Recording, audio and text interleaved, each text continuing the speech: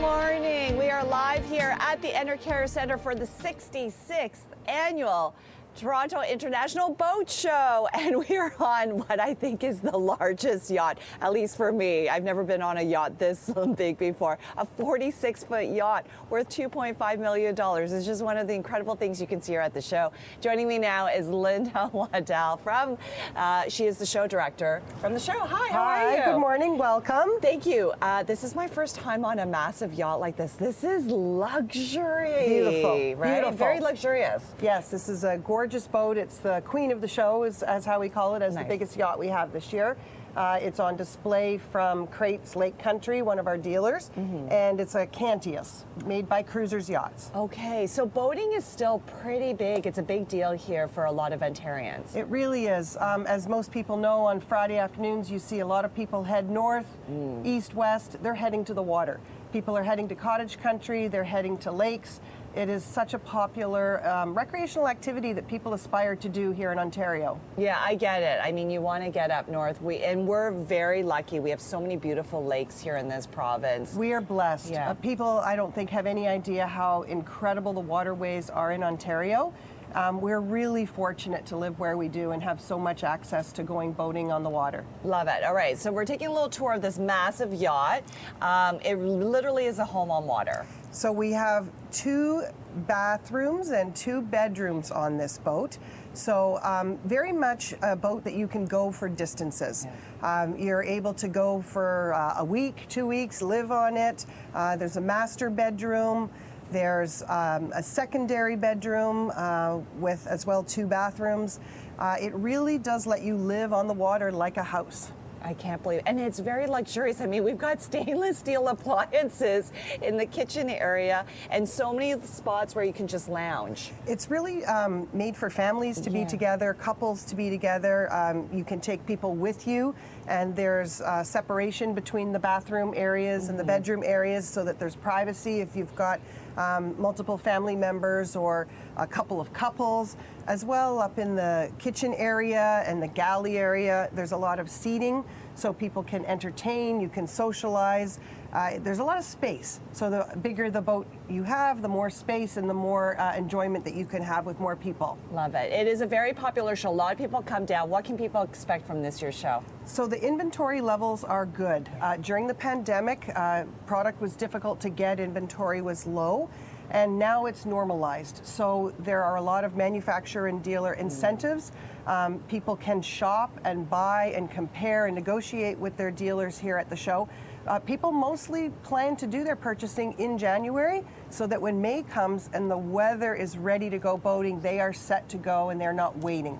So it really is the ideal time and place to buy, to be on the water and ready to go in May when summer hits. And what a great way to come indoors away from the snow and get ready for summer. And we've got lots of great features on the largest indoor lake here at the show. Yes, if anybody's thinking about the boating lifestyle, you're curious, you want to talk to experts, everyone here can be a helpful resource for you and to help you figure out what type of boating you'd like to do. It's affordable. You can be luxurious like this if you want and if you have the ability and income to do that, but you can also get into this lifestyle with a very affordable, low entry level and still have the benefits of being on the water and sharing time with family and friends. So this is really the ideal place to get into the lifestyle if you'd like to. All right, so the show runs until Sunday. For information, you can go to torontoboatshow.com. Some of Canada's top chefs and culinary figures are getting ready to compete for bragging rights to become Canada's culinary champion. And Gian Lee has the difficult assignment this morning, tasting the dishes of one of the big competitors. G, I can see on your face already how excited you are about this. We're all just sort of so envious about your story this morning. I am so excited because I've actually never been in the kitchen of a Michelin star restaurant, and that's where we are this morning. We are at FK. This is on St. Clair Avenue West, and I am with Chef Frank Parsgar, who is prepping his award-winning dish. Good morning. Good morning. Thanks for having me. First of all, your restaurant is beautiful. Well, thank you so much. I It's appreciate such that. an honor to be here. Thank and you. Congratulations. So you won the Toronto tournament for the Canadian Culinary Championship. Yeah, really excited about going to Ottawa and seeing the other gold medalists from across the nation, and can't wait. This is a tough competition because there were chefs from all across this country competing in this. Oh my God, Yeah. I think this is the toughest competition I'm going to be facing. You have 10 gold medalists from across this region, this country. Yeah. Each one of them representing their region in their unique way, from the prairies, Nova Scotia, BC, Montreal, Ottawa. We all are very unique and distinct. So I can't wait to go through this competition and see what is going to be the outcome. And I love that this competition, money raised, goes to two very worthy causes, Music Counts and Spirit North. So tell me a little bit about the dish that you made for this competition that took place in November to win regionals. So this year, one of the reasons I think was our success this year in regards to winning the Toronto competition was a lot of chefs that concentrate on ingredient driven. This year I focused more on the people who make the ingredients. This was a farm raised Dexter beef, which is very close to just a small squat, like about 400, 500 pound beef. And I thought the best part of it was the leg of it. So you really focus on just braising the leg meat, using local ingredients to showcase the dish. Okay, so I cannot wait. You are prepping that dish right now. Yep. And in our next segment, we're going to sample it. And we'll talk more about the Canadian Culinary Championships. But really quickly, was this something that you always wanted to do? Did you always know you wanted to be a chef? Absolutely not. No, absolutely not. It was just by accident. I fell into it as a love affair. I was traveling through Europe and I saw a kitchen, and everything about it was life-changing, life-altering. But this talent must come from somebody in the family. Very stereotypical. Mom is the greatest chef I've ever met. My mother-in-law is the second greatest chef I've ever met. My wife is the greatest chef I've ever met. I'm the worst home cook, but professionally speaking, I'm pretty good. I think you're more than just pretty good. Yeah. How did it feel to get that Michelin star rating? It changed our life. Yeah. I mean, we were very, very lucky and fortunate and incredibly humbled to be in the Michelin Guide. When they announced it, it gave us a lease in life in regards to paying our CC loan back. I mean, it just changed our life. It was transformative. Okay, Yeah. Congratulations on that. I can't wait. In the next segment, we're going to sample his award-winning dish. And again, the Canadian Culinary Championships takes place in Ottawa next weekend, February 2nd and February 3rd. Congratulations. Yeah. Good morning. We are live here at FK. It's this fantastic restaurant here on St. Clair Avenue West. It's actually a Michelin star restaurant. And look how beautiful the decor is. Joining me now is Karen Blair. She's going to talk about the Great Kitchen Party as well as the Canadian Culinary Championship, which Chef Frank of this restaurant participated in. Good morning. Good morning. So let's talk about this competition. For Toronto, it took place in the fall, in November. So what does this entail? Well, as a co-founder, we are very excited to be in our 17th year, and it was really exciting to see Chef win this year. And I was just saying I had a chance to eat here afterwards. It was terrific. We do this in 10 cities across the country, and it is called Canada's Great Kitchen Party, the regional competitions. So in the fall, between 5 and 10 chefs are invited.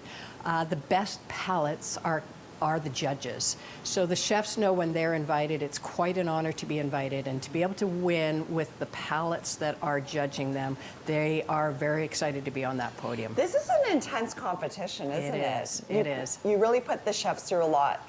Yeah, so now Frank will be heading to the Canadian Culinary Championships, which is in Ottawa, February 2nd and 3rd, and we have 3 competitions. And so at the regional level, it's just one where they have to feed 600 people. But this is 3 in 2 days. And it's really intense. There's the mystery wine competition, the black box competition, and then the grand finale. And so the mystery wine, they have no idea. They hope they have a good nose. They might bring their sommelier, but we give them a bottle of wine on the Thursday night. We make sure that the cork is different and there's no label. And then that night they have to kind of taste and smell that wine. And then we give them some money the next day, not very much, about $2 per person. And they have to shop in Ottawa and be able to feed 300 people. And so it's quite something for the guests because they wander around and they're tasting the same wine, but tasting 10 different dishes, which is completely different. So it really tests their creativity and their ability to do that pairing. Amazing. It is amazing. So that's a Friday night. Yes. And then Saturday morning, it's called the Black Box, which many of us have seen that on TV. Only Canadian ingredients from across the country, some really interesting things that have been in the past. Sometimes it's something from the West Coast, the East Coast, sometimes from the prairies. So maybe the prairie chef may not have as much of advantage if you have something from the East Coast. Right. Anyway, it's a very intense competition, and then the finale is that night. Amazing. All right. So we'll talk to Chef Frank right here at FK. He's been busy in the kitchen. We talked about his award-winning dish. So now we're going to get ready to sample it. Hi, Chef Frank. You've been busy? Yeah. Okay, so tell me really quickly about this dish, and you're going to plate it for us. So like I said, we're going to focus on the extra beef and the leg of it. So Yes. what we've done is braise the leg of it and use this tendons of it to make puff chicharron out of Yeah. it. And then we use the bones and the bone marrow to make a sauce bordelaise, which is like a rich glazed sauce. Here we have a little bit of the beef leg itself that I've braised off, and it's just glazing over the with the sauce bordelaise on it. And we're gonna start plating it. Plating of it is really simple, focus on local ingredients. We have braised leeks that I've just blanched off in water, just lightly cooked off so they're nice and tender. Tossing them in a little bit of sherry vinaigrette.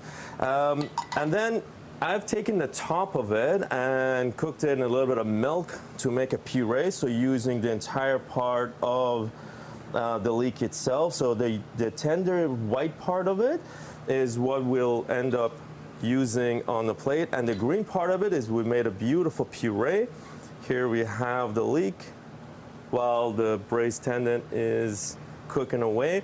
And then one of the great farmers out of southern Ontario, they're growing persimmon, which to me was a very unusual tropical and fruit that we don't find here, but I thought it was a great way to use as add a little bit of contrast and sweetness and everything else. Beautiful. And then we get the finished product. And then here we go. Wow. And This do is I the get to bread. sample this? And All right. you get to sample it. Thank you so for it. much. Okay. And again, Chef Frank is going to be competing next weekend, February 2nd, February 3rd, Canadian Culinary Championship. Can't wait. Can't wait. Enjoy. Here we go. Piping hot. Oh my For tender, goodness. isn't it? So good. So good. Oh, it's such a treat being here at FK. This is on St. Clair Avenue West, and FK stands for Frank's Kitchen because we're literally in Frank's Kitchen That's right. with Chef Frank. We're having some fun this morning because it is National Pie Day. One of my favorites. So we thought we'd put him to the test and make a pie. So what do we have here? So today we're gonna make a duck pie. Now, I've chosen this recipe for a lot of our viewership because I think it's one of the easiest things to make at home. You can do this vegetarian, and you can substitute your duck with chicken or turkey or mushroom. Oh, easy. So it makes it very easy. Here I have carrots, celery, and I'm using celery root. You can easily substitute potato or whatever your favorite vegetables are. So a little bit of mixture of those things. Chives is my favorite herbs to put in. A little bit of, this is bechamel, just to bind it. You can cheat at home and use like Alfredo sauce if you want. But basically, you just want something to bind all the ingredients together. This is the duck meat that I've already cooked and render off. Like I said, you can easily substitute chicken, turkey, mushroom, whatever floats your boat. Love it. And you just mix it in. And you just mix it in. Now, for pie, you need some kind of a crust. Now, one of my least favorite pies are when the crust is super soggy. What I've done is I blanched off some cabbage leaves. And if you're like any of my Ukrainian friends, this is going to be right in your home wheel, meaning you're going to make some cabbage roll, basically. And So we're this gonna- prevents this from And the this crust. prevents from the crust becoming a little bit soggy. So we're gonna put it in, tighten it up, use another one to wrap it together. Yes. After you've done all of that, get your pie crust. This is puff pastry. You can get it at any store. Put your cabbage roll in the middle. Get the second puff pastry to go on top of it. Shape it into a large ravioli, if you want to say. You can do this in any shape and form. Have fun with it. Turn it into a dinosaur with your kids if you want. I'm just cutting it up. And while you're doing that, how long do you bake it in the oven? So this is going to get baked in the oven for about 25 minutes at 400 degrees. It's super easy. You can crimp up the sides of it, make shapes, have fun with it. All right. We're going to do a quick egg wash, put it on a tray, put it in the oven. Voila. Magic. And guess what? I have the most important utensil in my hand, the fork, and I'm going to try this. You know, when we put you to the challenge for National Pie Day, I thought we were going to do a dessert. I love the fact that this is a duck pie. I love savory pies. I think savory pies are one of my favorite things. So good. I'm glad. Thank you. Thank you so much. Oh, for sure. It is a fantastic restaurant. They have moved to this location here at St. Clair Avenue West. FK stands for Frank's Kitchen, and I've had the pleasure of being in that kitchen all morning. But of course, this competition that's coming up next weekend is all for a worthy cause. So joining me now is Karen to explain a little bit more of where the money goes to. Karen, you know, as we have so much talent in this country, it's great to highlight all that talent in the culinary world, but where the money raised goes to two worthy causes. Tell me a little bit more about that. Yeah, we're very excited to not only elevate the chefs, but also to make sure that as a social enterprise, we're helping youth across Canada. And what we've chosen to do is help kids who don't have access to music education. And we make sure that instruments are provided into schools so they can have a chance to have music in their lives. And then secondly, we help, and that's music counts, and then secondly, we help Spirit North. And that's making sure Indigenous youth have access to sport and play. And all worthy causes. So when people come to these events, not only do they get a great experience tasting, you know, all these incredible dishes, but knowing that it's going to make a difference, especially for youth in all these underserved areas. Yeah, I think it's really important. A lot of generous people come to taste this incredible food and wine that we offer, but they also know that their presence is helping youth across Canada have equitable access to things that many of us may have had in our youth. Okay, thank you so much. And then, of course, we're going to go to Frank here. It's been fun. We've got the award-winning dish again. This is what helped you win the Toronto competition, right? Tell me a little bit more of this award-winning dish. Local ingredients, Dexter beef, the leg. We have the puff chicharron of it, pomme souffle, braised leeks, persimmon, all local ingredients from Southern Ontario. Can't wait to showcase some of these ingredients in Ottawa, in our nation's capital. So are you nervous about this competition? That's a great question. I'm not sure what I'm about to get into, but I'm more excited than nervous. Oh, very cool. Yeah. And you know, we talk a lot about this over the last few years. It's been a tough go, especially during the pandemic for the restaurant business. Obviously, you're fortunate to come out on the other side, but... Not quite, but yes. You're almost there. But getting that Michelin rating has certainly helped. It absolutely changed our lives. It gave us a new lease in life. We were very fortunate to be one of the recipients of Michelin Guide, which is like a golden ticket in terms of business. But unfortunately, a lot of my friends are not in the same fortuitous luck.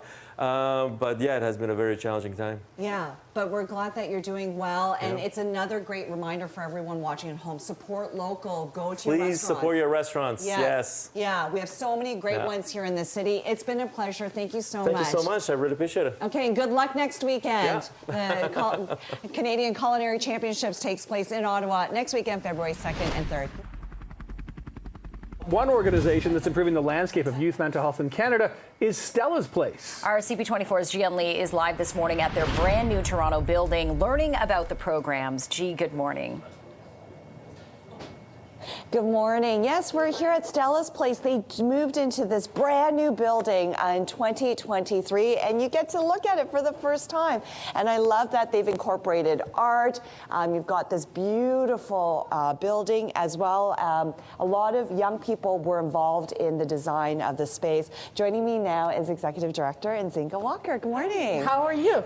Good, welcome thank you. to Stella's Place. It's beautiful. The It is minute you beautiful, walk in, yes. it's a very welcoming, warm space. Tell me a little bit more about Stella's Yeah, Place. Stella's Place is an organization that is geared towards providing services to young adults. So looking at the age 16 to 29 years old Yes. who are struggling with their mental health challenges. And so this building was actually co-designed by our young people who really give a lot of input in terms of what they wanted for Stella's Place.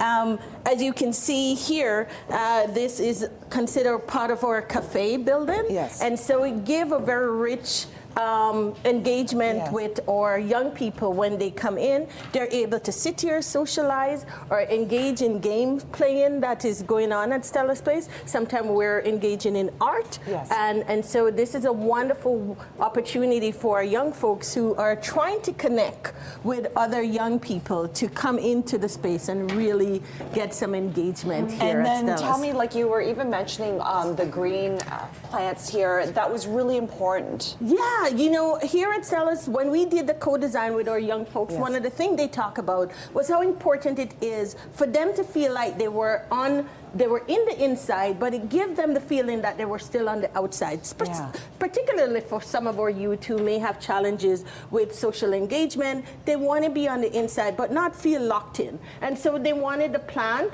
because it really replicated being on the outside. And so we were able to bring the plant in so that they will have a better sense in terms of that feeling of being outside in the environment where they're connected to nature. So you mentioned some of the programs. One of the really important programs here is also being able to provide counseling. And so when you come through the space here, you have offices here, but this is a really important space as well. Yeah, this is one of the spaces that we use where our young adult, again, can engage with our counselors Yes. here at Stella's Place. Here they have a real private space to have one-on-one session with their counselors, where anyone who wants to have a more in-depth perspective in terms of the challenges that they're experiencing, they will be able to do that with their counselor. Okay, and then this is a large gathering area, which is so fantastic. This is really wonderful. Again, this is our gathering space that we use for programs. So again, this gives you this is more for some of our programming that we're offering. So, you know, some of these are involved in cooking, some of it is dancing, some, you know, music, as well as sometimes we have people doing our DBT program here, as well as other activities that we may want to be delivering at Stella's Place. Okay, providing so many incredible programs, really important for this age demographic, age 16 to 29. Many of them don't have access to these kind of services, so you're doing a wonderful job here, which is so Free important. of cost. Free of cost. More information, stellasplace.ca. The statistics say it all. About 20% of young adults aged 16 to 29 actually have mental health needs, but many of them don't have access to these programs or the financial means to be able to pay for it. So that's when you bring in a place like Stella's Place. It's a beautiful space. They just moved into this building last year, and you're looking at Goldie's Cafe. This is a wonderful area where people can come in. They're far too quiet playing games. Have fun. You come in, you play games. It's building a sense of community, building those relationships, and really providing a safe place for many young adults. Joining me now is Emmy. She is the access coordinator here. Good morning. Good morning. So we talked really briefly about some of the programs, but let's dive a little bit deeper of what young adults can get when they come to Stella's Place. What are some of the things they can access? Absolutely. So as you mentioned, we are sitting here in our cafe space. So our cafe space is one of our more frequent drop-in programs at Stella's Place. Our cafe is currently open Monday through Friday, 1 to 5 in the afternoon. And this is a really open space. It's low barrier where folks can come to Stella's Place, no appointment necessary, and utilize the space. There is access to free Wi-Fi during this time, as well as coffee, food, and tea to be enjoyed in the space. And it is staffed with our peer ambassadors, as well as staff as myself, really focusing on building connection and community.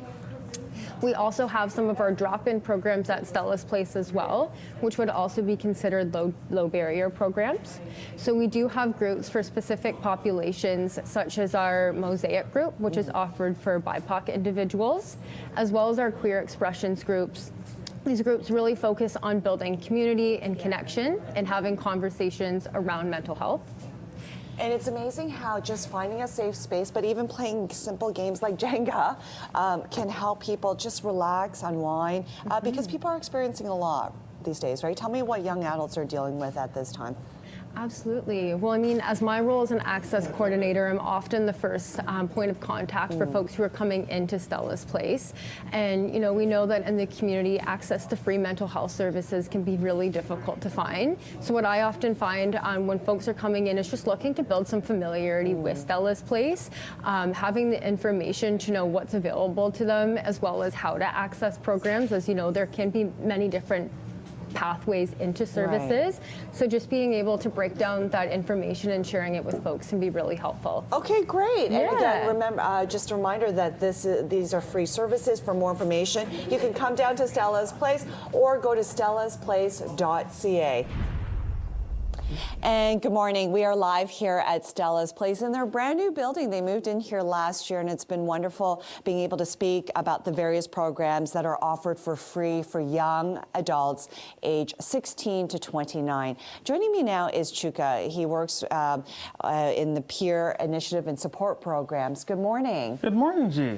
So tell me a little bit about what My Next Chapter is. This is a special program here at Stella's Place. Well, to go off what you said, it is free, a free 78-hour training program for peer support training, obviously, with young adults who are age 18 to 29 who have experienced a lived experience of mental health challenges, difficulties, disorders, and conditions, experiences like that. Okay, and so when you say they've lived through this kind of experience, what type of experiences are we looking at? I know some people coming through, they've had a pretty hard childhood, growing up with some trauma. Tell me a little bit more of what people have gone through.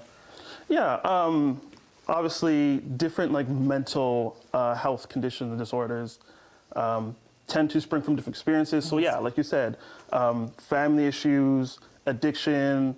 Obviously, some people are just predisposed to have certain disorders. Even something like school brings someone through the door and they realize something about themselves. So all different types of things really bring them to My Next Chapter to want to take it to another level for themselves and other people. Right. So then once they've had the therapy, they've come through, and now they're really learning some real life skills, job skills to integrate into the community. So tell me a little bit about My Next Chapter and what that does. So My Next Chapter, we create this space where people bring their experiences, like explicitly tell the people in the program like what they have been through. Part of this is like disclosure. Self-disclosure is a really big important piece, I guess, of being a peer support worker, because you're obviously trying to have someone understand where you're coming from because they're trying to trust you with their own experiences, their own stories, and obviously their mental health. And learning those real job skills to help them, in the future. Yeah. Okay, thank you so much, Chuka. And then we've got Jason here working with Education and Community Partnerships. Hi, good morning. Hi, G. Hi, so a very exciting initiative that just got underway yesterday. Tell me a little bit more about that. Absolutely. So with everything you've heard today, Stella's Place really aspires to provide learning and development opportunities to our local communities, whether our audiences are filled with young adults who aspire to support other young adults on their mental health journey, hospital administrators, mental health professionals, to really learn some tools and strategies that will help them change the face of mental health in Toronto, Ontario, and beyond. As a result of all the great work in our co-design model of service delivery, our organization has dedicated some time to create a department dedicated to learning and development. We're going to provide a rich menu of workshops and courses geared at changing mental health. We have a new email address, learning@stellasplace.ca, to give everybody in the community the opportunity to reach out, share their interest in learning a little bit more about mental health supports so we can customize a plan for them. Okay, incredible. And again, I can't stress this enough. This is free. For more information on Stella's Place, you can go to stellasplace.ca. And so needed when you look at the statistics, young adults from age 16 to 29, 20% of them have mental health needs. So a place like this helps provide those resources and the education that is required. We'll send it back to you in studio. Okay, G, thank you so much for that. Helping a lot of young adults aged 16 to 29 with not only their mental well-being, but also giving them real skills to transition into the community.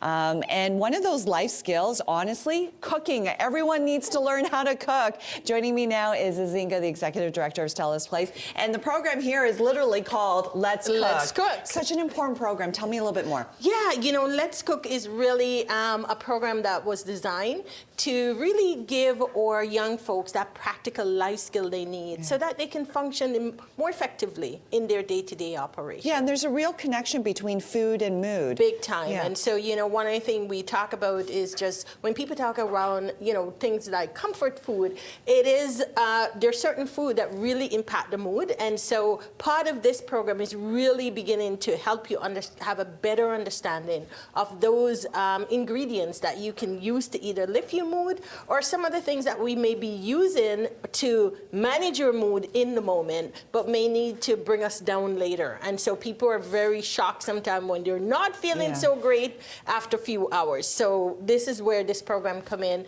It also helps you to manage your budget more effectively. So for young folks, that's a big deal. They sometimes need to understand they're oftentimes not making a large portion of money, and so this program really allow you to maximize your budget by teaching you how you can use some of the ingredients more effectively. Okay, thank you. Let's come on into the kitchen here, Karen's kitchen. Sure. Val is here chopping away. So we're making fresh spring rolls. It's an easy dish to make and super healthy. That's right, and inexpensive. Okay. But more importantly, it's delicious. Yes. Why Let's have talk it? about, I think it's really important for young people to learn how to budget. So you were telling me a little bit earlier about shopping around and really understanding where to go. Tell me a little bit more about that. Yeah, out of the 6-week program, the second class is actually going out into the community and shopping and learning the psychology behind stores to remove any kind of barriers. Yes. Sometimes people have a lot of anxiety going into a grocery store.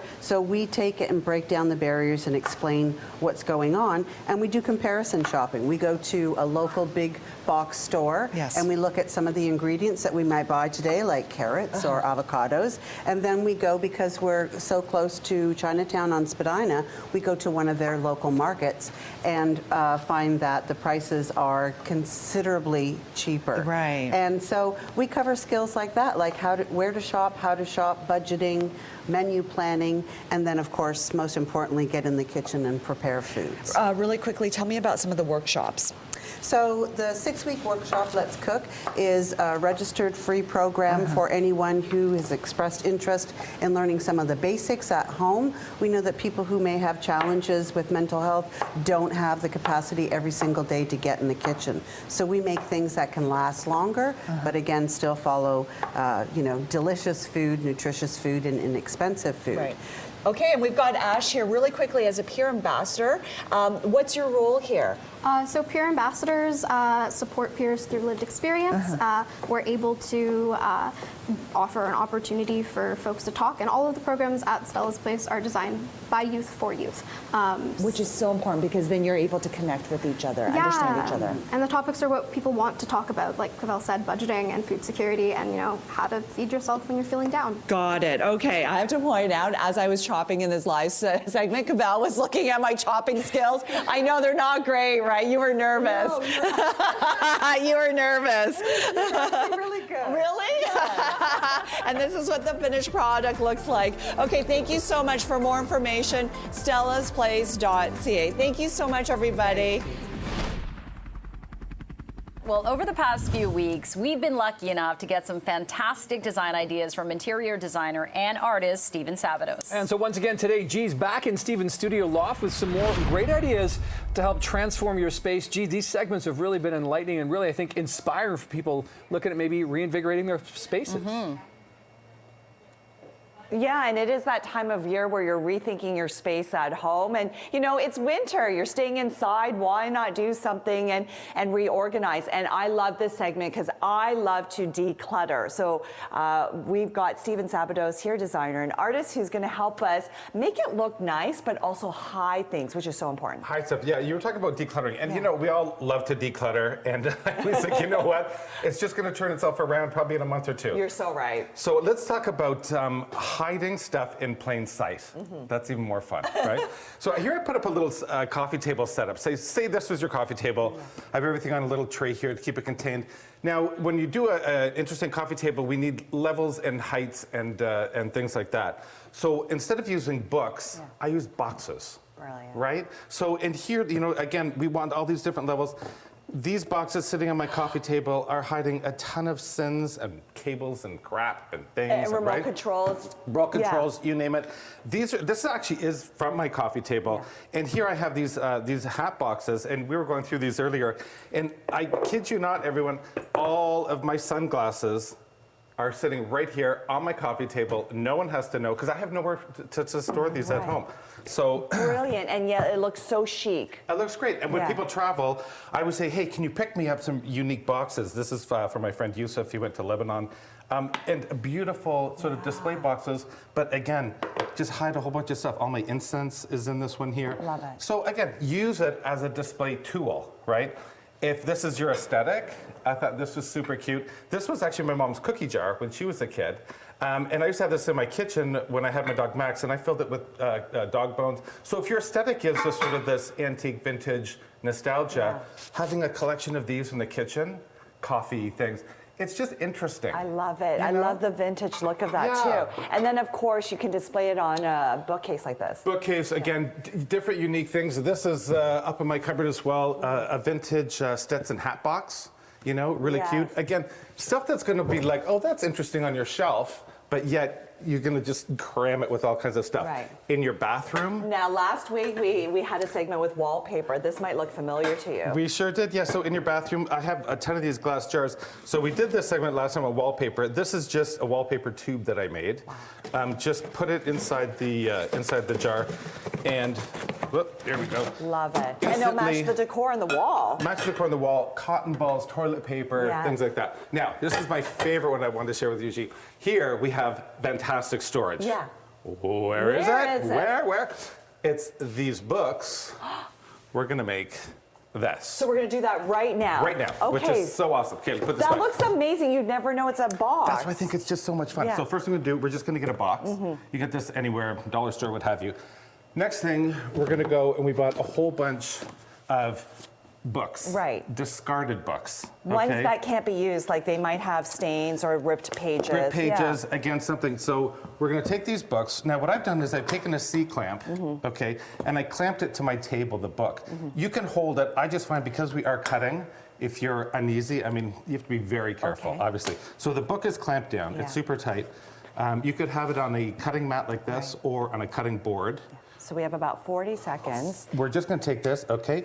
We're just gonna start cutting it down and keep cutting until we're left with this. Wow. So what we're gonna do is we're just gonna cut the spines off. Yeah. Okay, so if you wanna grab the hot glue, hun. Okay. And what we're gonna do here is we're gonna hot glue here and here. Okay. Generous amount. Generous amount. Generous. And you've sort of measured this out so that the book covers the box. And then some here as well on the corner. And, okay, and then we're just going to put this in here, and you can see here, we're just covering the edge. Yes. Now we're gonna take another one, and we're gonna hot glue that there. And it just keeps going like that. Just keep lining if you wanna hold that. Sure. Just line it up. Yes. And you can see here, when you're complete, you're just lining all these edges up. And from the front. No one would know. It's awesome. I think this is great. And again, you could hide, say if you had a small apartment and you had a top shelf, and maybe you wanted to put something valuable, passports, something if you're traveling or whatever, you know, and you can just hide it away. And You're again, brilliant. a ton of stuff. Oh, Okay, and then what we're gonna do in the next segment, we've got all this leftover paper. We're gonna tell you how to reuse it. It's about recycle, reuse. Such a Absolutely. great idea, Stephen. So Super more cute. coming up on CP24 Breakfast. Yeah, so our first segment was all about decluttering and getting organized. I don't know if you remember, we made one of these. Look, it's a hidden box. Now, what do you do with the paper left over from these old books? Well, designer and artist Stephen Sapatos joins me now. We're gonna make something really cool here. it is. So I call it like a $0 DIY, Mm-hmm. right? So it's really simple and easy. So what we, like you said, with the papers, we're going to take all the papers from the books, and if you want to throw them through this shredder. Okay. So, and if you don't have a shredder for this, it's not a big deal. You can always cut them up. Okay. So, but shredding obviously is going to be super easy. So Right. from here, You've got We're all gonna- this leftover stuff. we have all of our paper. Yes. Right, which is great. So we're not spending $1. This could also be if you have newspapers, any kind of paper that's not plasticized.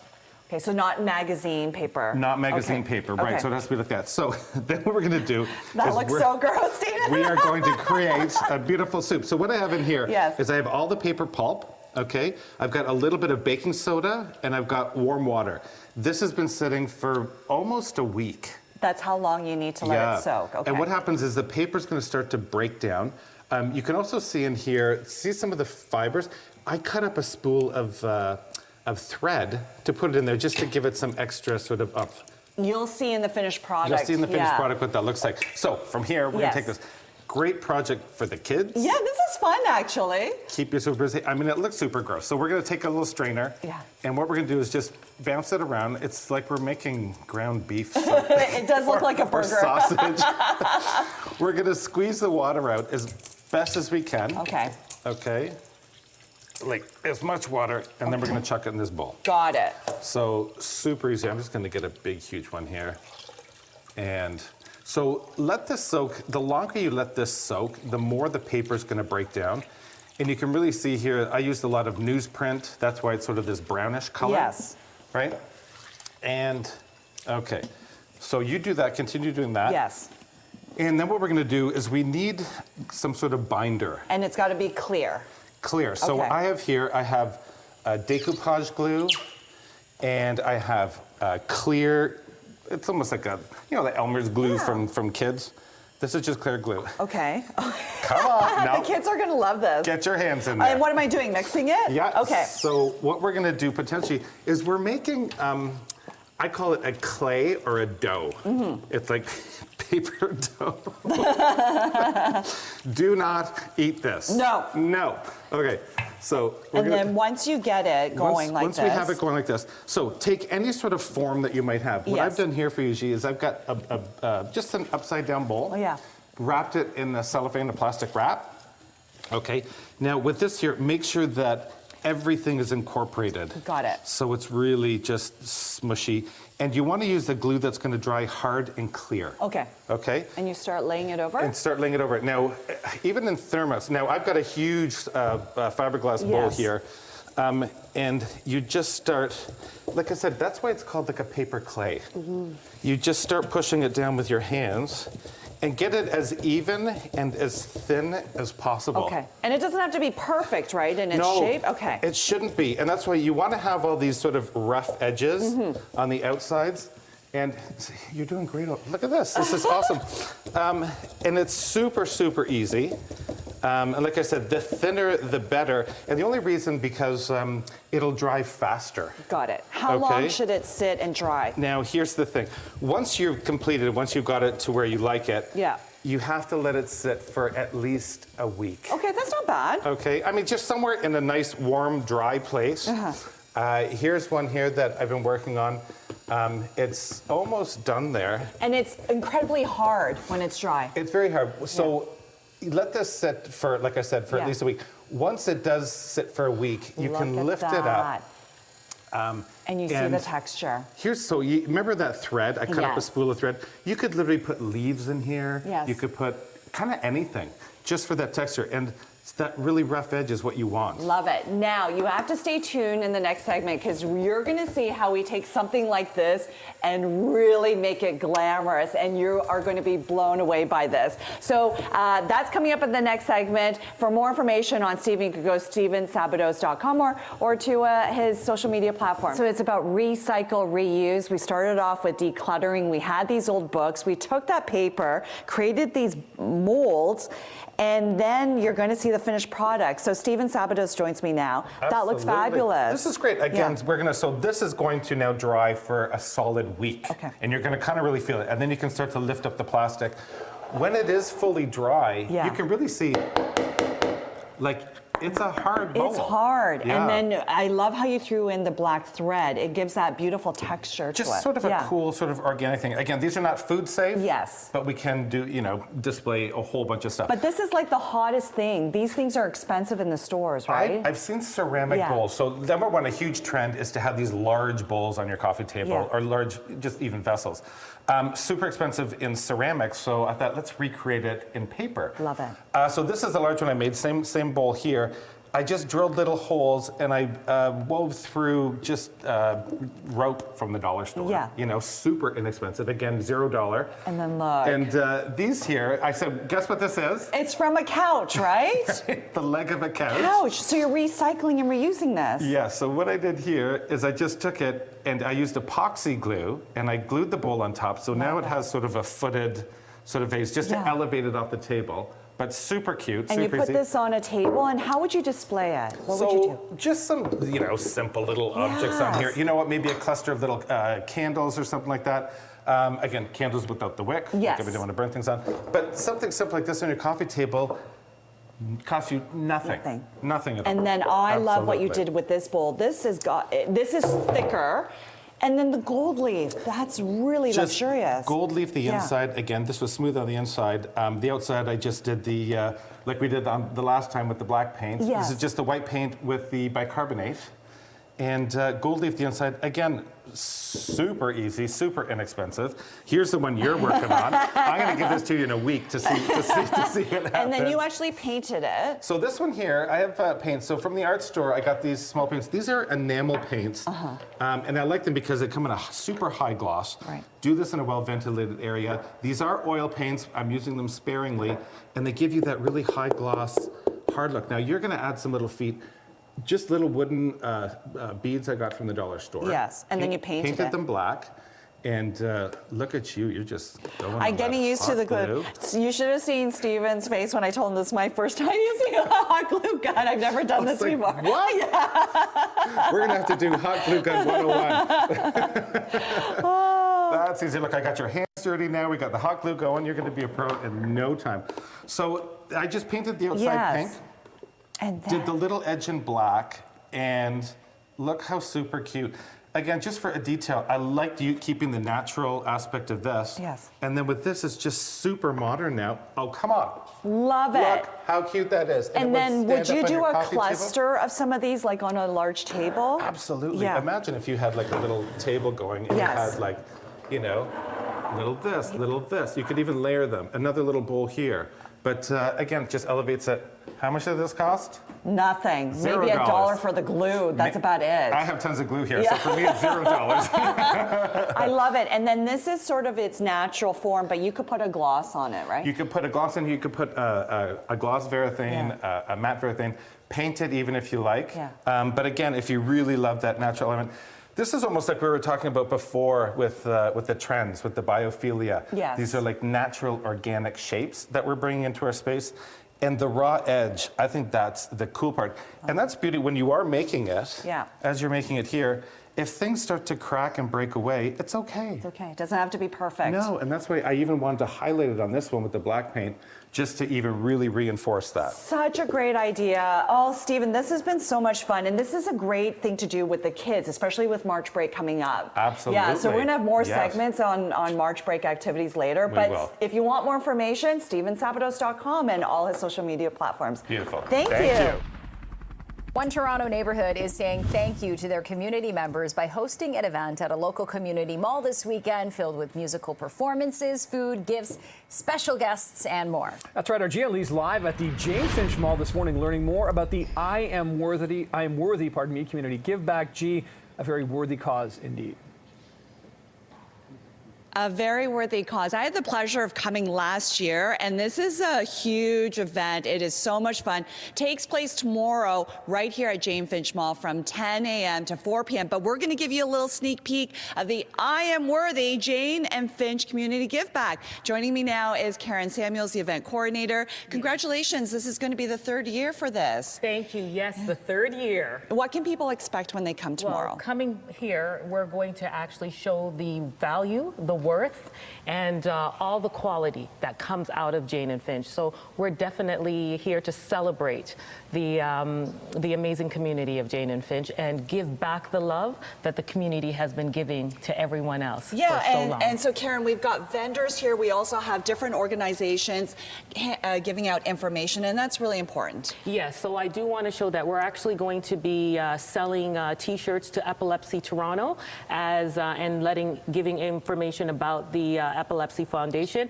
We're also going to showcase some of the amazing organizations like Youth to Youth Actions. Yeah. We're giving back gifts. We've got Chef Rhea that will actually be feeding some of our patrons that are coming through. Amazing. Let's bring in our guest here. Hi, what's your name? Hi, my name is Tiana. Okay, and so you're volunteering. Tell me a little bit more of your organization. So I'm representing the Phoenix Humanitarian Society, and our mission is to make a difference in the world, like one action at a time, and to also discover the impacts of volunteerism and service. Oh my goodness, amazing. Okay, and then we've got the team here from 31 Division. Good morning. Good morning. Superintendent Singh, thank you so much for joining us with your team. How important is it to be involved with the community and an event like this here at Jane and Finch? Well, frankly, it's a privilege. Yeah. And, I had a chance to meet with some of the youth here and just to see the exuberance, the commitment they have in mentoring other youth, creating safe places so that the community here can grow and connect, and we're part of that. And we're only as effective as the engagement we have with the community, and this is one of the ways we also do it. So we're really happy to be here. How important is it for this partnership, right? Because you don't want it to be divided. Everybody needs to come together as one in a community like this. It's paramount, and what we realize is that part of mentorship is also for us to understand the youth and what the needs are and how we can be a complementary piece in making sure the growth is connected, it's safe, and making sure the youth understand that we're here with them to support them. Okay, thank you so much. Really quickly, we've got the team here from Y2A. Hi, what's your name? Saksham. Darren. Haley. Okay, really quickly, what does your organization do? Yep. So for Youth Action, we're a newcomer youth program focusing on volunteering, and our purpose is to make our youth successful and make them feel welcomed in the community. There you go. Everyone is welcome to come here to this incredible event again tomorrow from 10 a.m. to 4 p.m. For all the information, janefinchmall.com. So much happening. You're getting a sneak peek. This takes place tomorrow here at Jane and Finch Mall from 10 a.m. to 4 p.m. We're talking entrepreneurs, kids starting up their own business, including in fashion. Joining me now is the team from A Squared. We've got Angelina and Ariel. Good morning. Good morning. And of course I know them because they're friends of my son. Hey, so when did you start this line A Squared? Tell me a little bit about it. So we actually started this line recently and we debuted it at Toronto Kids Fashion Week. Yeah. We created this line with sustainable clothing products and as well as our own personal design. And it's a mixture of a QB fashion and female elegance, and we're actually wearing our outfits right now. Tell me a little bit of some of the pieces, Ariel. Yeah, so we just wanted to create really versatile pieces because kind of our slogan is style with a purpose for all, and we want to create something that would go with everyone. You know, it would fit everyone, and also it would be able to go with any piece to make it really for everybody. Love it. I love this tie. My goodness.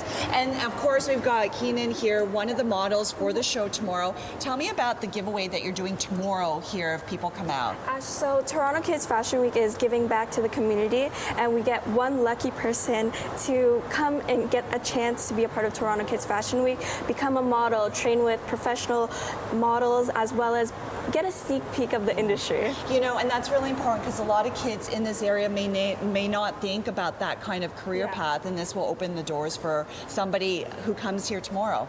Okay, good luck with the fashion shows tomorrow. Thank you so much. Thank you. And then, of course, we've got the Saint. He is going to be hosting this big event here tomorrow. Hi. Hi, how are you doing? Good, how are you doing? So tell me, you're from Jane and Finch. This is really important for you. Absolutely. Honestly, it's like Jane Finch, you know, born and raised Jane Finch, graduated from Westview. For a long time, like Jane Finch has gone just like a negative light. So I'm just so happy that, you know, we have a wonderful community full on coming together to embrace the positivity and the light of all the creatives and the art that we have within the Jane Finch community. Yeah, and of the Saint, if you don't know, he is an incredible digital creator, videographer, photographer. You've worked with big stars, like some of those stars are Drake, Roy Woods, Four Corners, Hawaii Mighty, Jesse Reyes, and we can keep on going. Oh my God, like it doesn't get any bigger than that, right? Absolutely. So tomorrow it's going to be a big bash, a big party, right? Oh, absolutely. Shout out to Karen. You know, I'm really excited for the I Am Worthy give back because showcase a lot of local talent, nonprofits, and just gonna be a fashion show. So make sure you guys come out because it's about to be a live event. Yeah,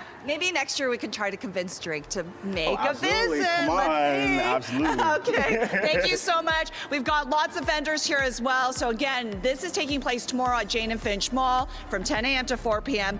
I am worthy because we are all worthy.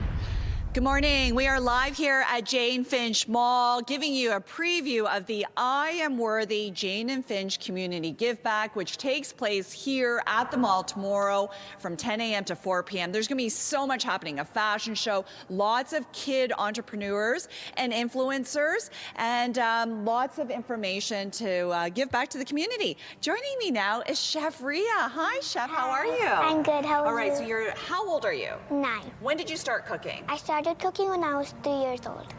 You love it. And what is your mission? Like, I want to give back to the community and help them. And a lot of the dishes that you make are all healthy options. Yeah. Why is that important to promote healthy eating? Because then if you eat healthy, you're strong and active and then get more nutrients. Oh my goodness, you are so bright for such a young girl. And you actually made these muffins? Yeah. Tell me what's in these muffins. They have all healthy things like oats, whole wheat flour, and blueberries and fresh orange juice. Okay, so what's your specialty? What do you love making? Like, I like making ravioli and sushi. Sushi? Really? You know, that's not easy to do, right? A lot of ingredients, it takes a lot of time. Yeah. But you love doing that. Yeah. Okay, so you're gonna be here tomorrow and you're gonna be serving food and really promoting healthy eating. Yeah. Thank you so much. If people want to follow you on Instagram, where can they go? Fun with Food 99. There you go. Oh my gosh, and only 9 years old. Thank you. And now we've got Felicity from St. John Ambulance, and this is so important. You're going to be here tomorrow doing demonstrations, right? Tell me a little bit more. So we also have a youth program, and so our youth program is fully subsidized, and you can join from the age of 12 all the way to 18, and we also have youth leaders after they're 18. And the youth program really focuses on teaching youth first aid. So again, as part of that subsidized, you do get your standard first aid and CPRC at no cost to you, as well as potentially your BLS. Okay, can you show us a little demonstration here? Sure. So one neat trick that I know a lot of people are used to counting the ribs. One neat trick is that now you can go from the armpit across to the center of the chest, so where your sternum is. And that's important because in an emergency, you're not counting ribs. You just want to get to it, right? Yeah, you just want to get started as quick as you can. Okay. And then you bring it down, and then what are you teaching the kids here? So how it works is once you find that spot, which is about here, you're going to push down as you're going to interlock your fingers like this, push down, and you're going to count to 30, and you're going to go 1 Mississippi, 2 Mississippi. So, And then once you hit 30, you're gonna do a head tilt, and you're going to do 2 breaths. Right. If you don't have a CPR shield, you can do it with no breaths and just keep doing the 30 intervals, but every 30 you do want to check to make sure they're okay. And there's a fun song that you can actually have in your head, right? Staying Alive by the Bee Gees. Can't go wrong with the Bee Gees. All right, so a cool demonstration here. Thanks so much. So again, St. John Ambulance, Chef Rhea, so many people coming here tomorrow for the I Am Worthy Jane and Finch Community Give Back here at Jane and Finch Mall. For more information, janefinchmall.com. Giving you a preview of tomorrow's big event. It's called I Am Worthy Jane and Finch Community Give Back, and there's so many things going to be happening tomorrow. Lots of different organizations as well to give you some information about volunteering. Joining me now is Mary Anthony from Save a Food Bank. Good morning. Thank you very much for having us. So tomorrow you're going to be here and you're really going to talk to some of the young people about volunteering.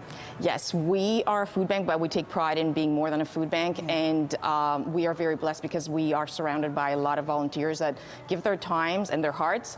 So we want to show them how through volunteering they can really find their purpose. Yeah, and a lot of the volunteers you have right now, their goal is to then work in the community, like become first responders. Yes, social workers, first responders, and they get the experience, they get to feel the feeling of what it is, what it's like to help others and how it feels to go home that night and knowing that you've made a difference. So it's a tough time right now. How are things at Save a Food Bank?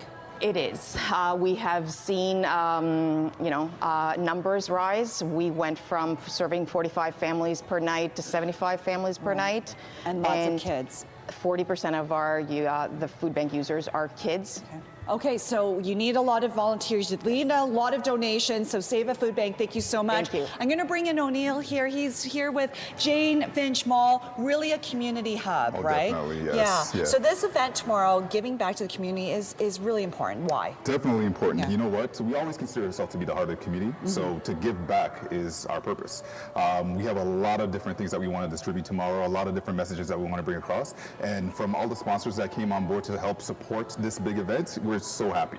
One of our major sponsors is Bental Green Oak. They're able to give us a sizable amount so that we can purchase all of these gift cards to distribute tomorrow. We have some of our tenants who are on board as well, giving us all these different food products and just a lot of different things. Yeah. So we're really excited, and it's going to be a great event. And a lot of kid entrepreneurs, but also organizations, opening people's minds to the opportunities out there. Definitely. Yeah. And that's what we want to bring across. So tomorrow at 10 a.m. until 4, we welcome everybody. You don't necessarily have to be from Jane and Finch, but everybody from Toronto. We want you to just come by, show us some love so that we can show you some love.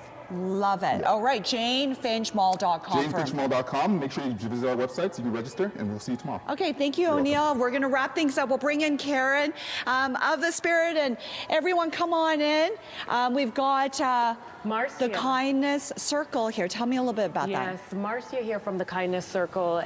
She actually is one of my biggest supporters, and Inspire Always is always here to spread kindness and definitely support us women that are out there doing great things in the community. And before we say goodbye, where did the term I Am Worthy come from and this whole idea? Once upon a time, there was an 8-year-old girl that was made to feel that she was unworthy. Today, she's 51 years old, and I am now worthy, and so is everyone else. Woo! That's right. Everyone is worthy.